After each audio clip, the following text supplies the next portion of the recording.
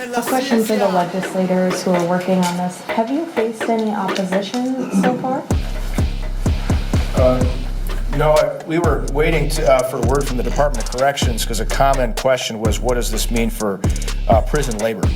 And we had several answers for that first, which it's not the same. Slavery is not the same as being sentenced to prison and having to work.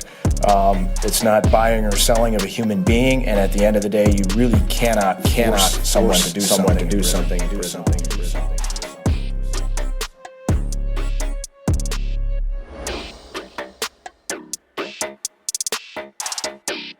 Now, a history of forced labor after the Civil War. A new documentary that airs tonight on PBS tells the story of how American citizens, freed by the 13th Amendment to the Constitution, remained under lock and key for decades afterward.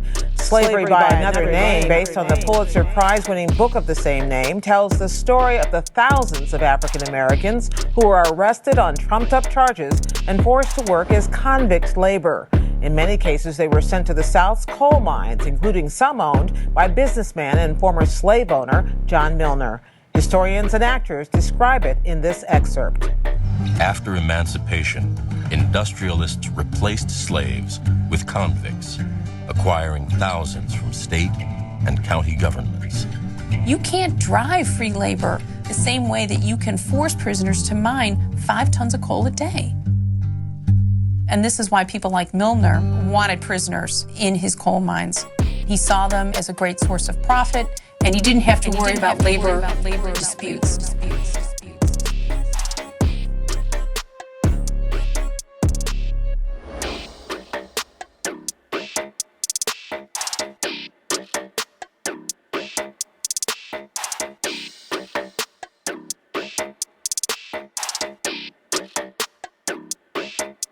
The detention center that I'm going to sell today really is state of the art. It's as good as it can possibly get.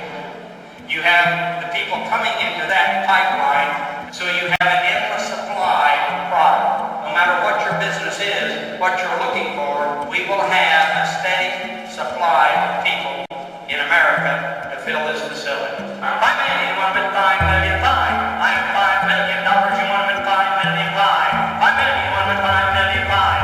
Yes, thank you, got $5 million, now give me $5 million.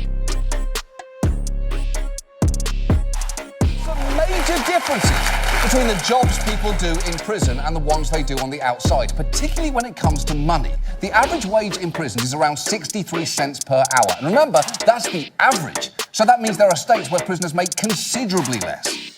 In Texas, Georgia, Arkansas, and Alabama, prisoners are not paid for their work at all. And in some places, they're required to work under threat of disciplinary action. If they say, no, I'm not going to work, they can write you up for that. They can send you to solitary for that. That's slavery. To work for free, and then they can put you in solitary if you don't work, or write you up for not working for free. Why is that not slavery?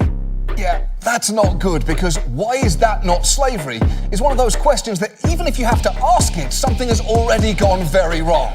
Like, how many swastika tattoos? Or which of Mommy's nightstand drawers did you open? Things are already bad. We just need to figure out how bad.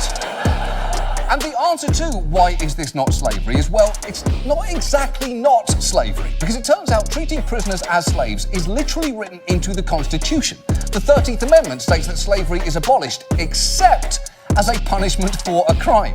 And the amendment abolishing slavery is really not the one that you want to suddenly include the word except.